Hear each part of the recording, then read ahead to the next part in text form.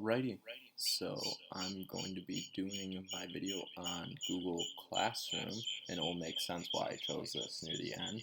I'm sorry for the beeping noise in the background. Apparently MacBook Airs just do that when their fans for their audio aren't cleaned out, and sometimes apparently they do it even if they are.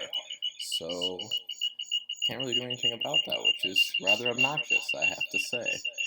Alright, so here's the Google Classroom, so here's the URL.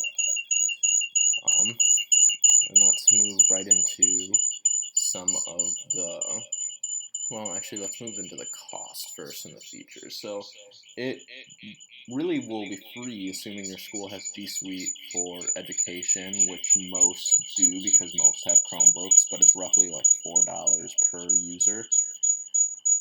So, and then some of the features are set classroom themes with school colors or logos, reuse assignments, tests, or other course content in future classrooms, add content assignments such as videos, PDFs, Google Docs, or Google Form survey. You can share videos, view assignments, send out announcements to your classrooms. It just has a lot of useful tools, and I've enjoyed using it just within our own classroom so far this semester.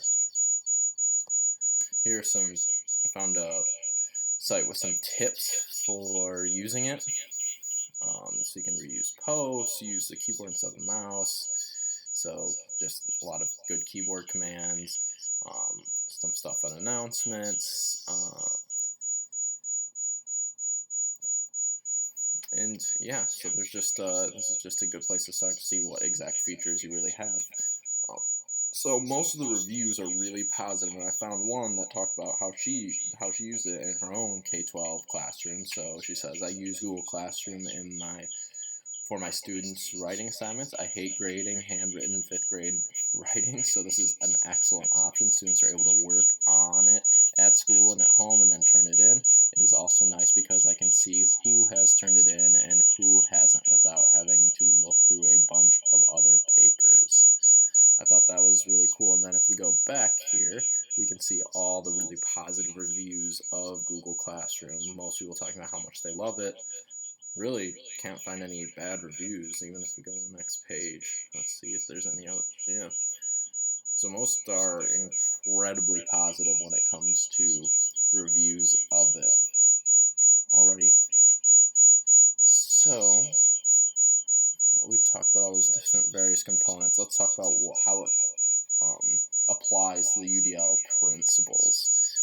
So my principle that I selected was about recruiting interest, and so Google Classroom definitely helps to optimize individual choice and autonomy, as students can really do their own thing without much teacher-led instruction. I mean, the instruction is already embedded in Google Classroom, which is awesome. Optimize relevance and value and authenticity. Yeah, I mean, students really respond well to online assignments and online work just because we live in an internet age, and this is what these students have grown up on in many ways.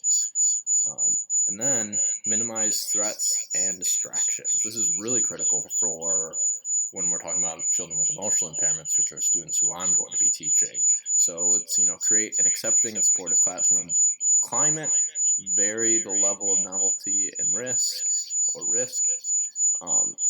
So the creation of class routines is one way to do this. Charts, calendar, schedules, and this can all be done on Google Classroom. So I thought it would be a really perfect tool for students with emotional impairments to create a safe, predictable environment, and that predictability is really, really important for these students. So yeah, I have been using Google Classroom the whole time through this technology course, and I plan to definitely use it with my students once I become a teacher. And again, I apologize for this beeping noise. I don't know if there's